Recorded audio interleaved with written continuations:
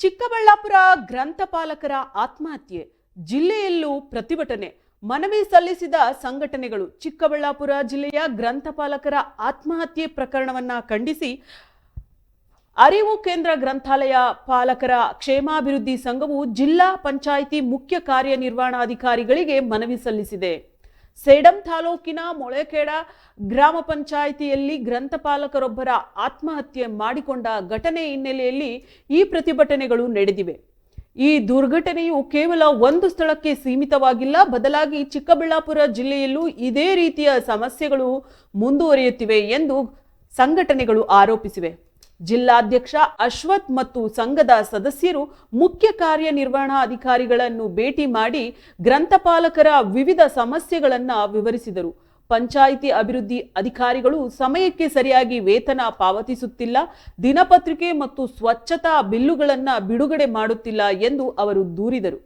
ಗ್ರಂಥಪಾಲಕರಿಗೆ ಸರಿಯಾದ ಸೌಲಭ್ಯಗಳನ್ನು ಒದಗಿಸುವಲ್ಲಿ ಅಧಿಕಾರಿಗಳು ವಿಫಲರಾಗಿದ್ದಾರೆ ಎಂದು ಅವರು ಆರೋಪಿಸಿದರು.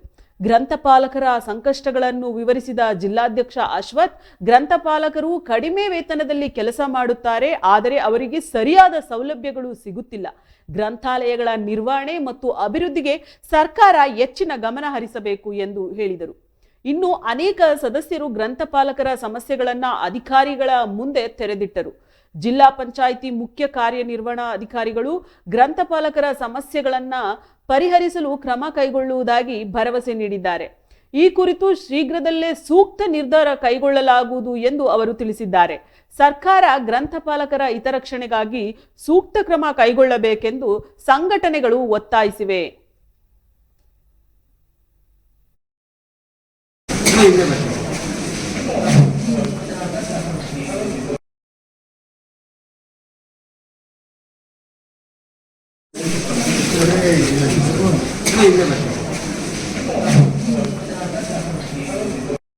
ನನ್ನ ಹೆಸರು ಅಶ್ವಥ್ ಅಂತೇಳಿ, ಚಿಕ್ಕಬಳ್ಳಾಪುರದ ಗ್ರಾಮ ಪಂಚಾಯತಿ ಅರಿವು ಕೇಂದ್ರ ಗ್ರಂಥಾಲಯ ಮೇಲ್ವಿಚಾರಕರ ಕ್ಷೇಮಾಭಿವೃದ್ಧಿ ಜಿಲ್ಲಾಧ್ಯಕ್ಷರು.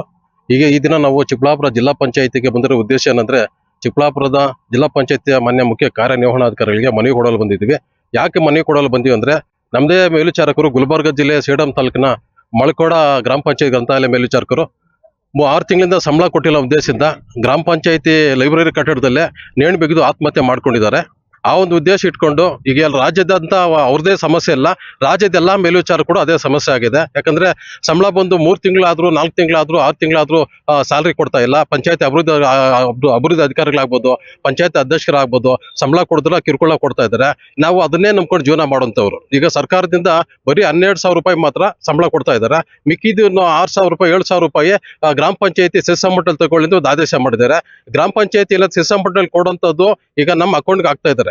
ಬರುವಂತ 12,000 ರೂಪಾಯಿನ ಗ್ರಾಮ ಪಂಚಾಯತ್ ಅಧ್ಯಕ್ಷರಾಗ್ಬೋದು, ಪಿಡಿಒಗಳಾಗ್ಬೋದು 3 ತಿಂಗಳಾದ್ರೂ 4 ತಿಂಗಳಾದ್ರೂ ನಮ್ಗೆ ಕೊಡದಿರೋ ಸತಾಯಿಸ್ತಾ ಇದಾರೆ. ಅದನ್ನೇ ನಂಬ್ಕೊಂಡು ಜೀವನ ಮಾಡೋಂಥವ್ರು, ಮಕ್ಕಳನ್ನ ಓದಿಸೋಂಥವ್ರು, ಮತ್ತೆ ಕುಟುಂಬ ನಿರ್ವಹಣೆ ಮಾಡೋಂಥದ್ದು, ಆರೋಗ್ಯ ಎಲ್ಲ ನೋಡ್ಕೋಬೇಕು.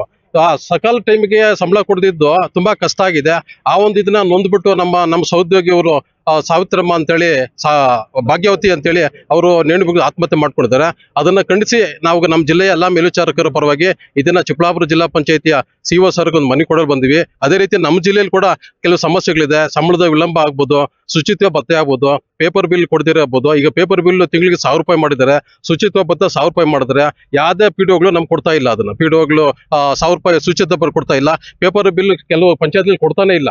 ಹಂಗಾಗಿ ಅದನ್ನೆಲ್ಲ ಖಂಡಿಸಿ ಅದನ್ನ ನ್ಯಾಯ ಕೊಡ್ಬೇಕು, ಕೇಳ್ಬೇಕು ಅಂತೇಳಿ ಈಗ ನಾವು ಎಲ್ಲ ಚಿಕ್ಕಬಳ್ಳಾಪುರ ಜಿಲ್ಲಾ ಪಂಚಾಯತ್ ಬಂದಿದ್ವಿ. ಈಗ ತಾನೇ ಜಿಲ್ಲಾ ಪಂಚಾಯತ್ ಸಿಇಒಗೆ ನಾವೊಂದು ಮನವಿ ಕೊಟ್ಟಿದ್ವಿ. ಸಾರ್ ಕೂಡ ಉತ್ತಮವಾಗಿ ಸ್ಪಂದನೆ ಮಾಡಿ ನಮ್ಗೆ ಇಲ್ಲ ನಿಮ್ಮ ಚಿಕ್ಕಬಳ್ಳಾಪುರ ಜಿಲ್ಲೆಗೆ ಸಂಬಂಧಪಟ್ಟದ್ದು, ನಮ್ಮ ಜಿಲ್ಲೆಗೆ ಸಂಬಂಧಪಟ್ಟಿದ್ದ ಯಾವುದೇ ಸಮಸ್ಯೆಗಳಿದ್ರು ನಾವು ಬಗೆಹರಿಸಿ ನಿಮ್ಗೆ ನ್ಯಾಯ ಕೊಡ್ತೀವಿ ಅಂತ ಹೇಳಿದ್ದಾರೆ.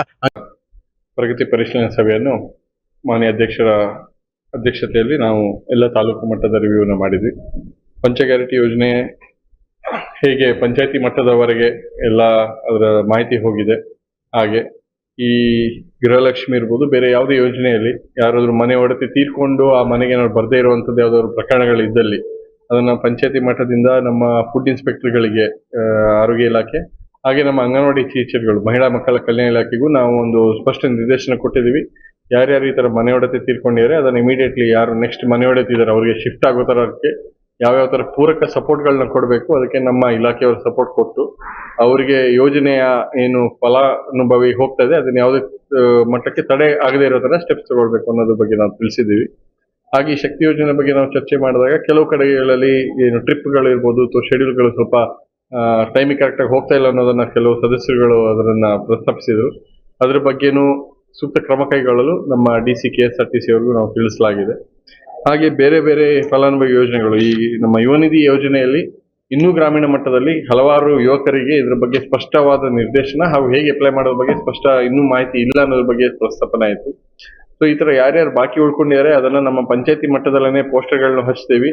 ಹಾಗೆ ತಮ್ಮ ಮೂಲಕನೂ ನಾನು ಕೇಳ್ಕೊಳ್ಳೋದು ಯಾರಿಗಾದ್ರೂ ಈ ತರ ಯೋಜನೆಗಳ ಫಲಾನುಭವಿ ಇನ್ನೂ ಸಿಕ್ಕಿಲ್ಲ ಅಥವಾ ಇದನ್ನ ಯಾವ ತರ ಅಪ್ಲೈ ಮಾಡ್ಬೇಕಂತ ಏನಾದ್ರು ಯಾರಿಗಾದ್ರು ಗೊತ್ತಿಲ್ಲದೆ ಇದ್ರೆ ಡೈರೆಕ್ಟ್ ಆಗಿ ಅವರು ಒಂದೇ ನಮ್ಮ ಆಫೀಸ್ಗೆ ಇಲ್ಲ ಆಯಾ ಕನ್ಸರ್ನ್ ಇಲಾಖೆ ಆಫೀಸ್ಗೆ ಅಪ್ರೋಚ್ ಆಗ್ಬೋದು, ಇಲ್ಲ ಲ್ಯಾಂಡ್ಲೈನ್ ನಂಬರ್ಗೆ ಕಾಲ್ ಮಾಡಿ ವ್ಯವಸ್ಥೆ ಮಾಡ್ಬೋದು. ಎಲ್ಲಾದ್ರೂ ಅಪ್ಲಿಕೇಶನ್ಗಳು ಸೇವಾ ಸಿಂಧು ಮೂಲಕ ಪ್ರತಿ ಗ್ರಾಮೀಣ ಮಟ್ಟದಲ್ಲೇ ಅಪ್ಲೈ ಮಾಡಬಹುದು.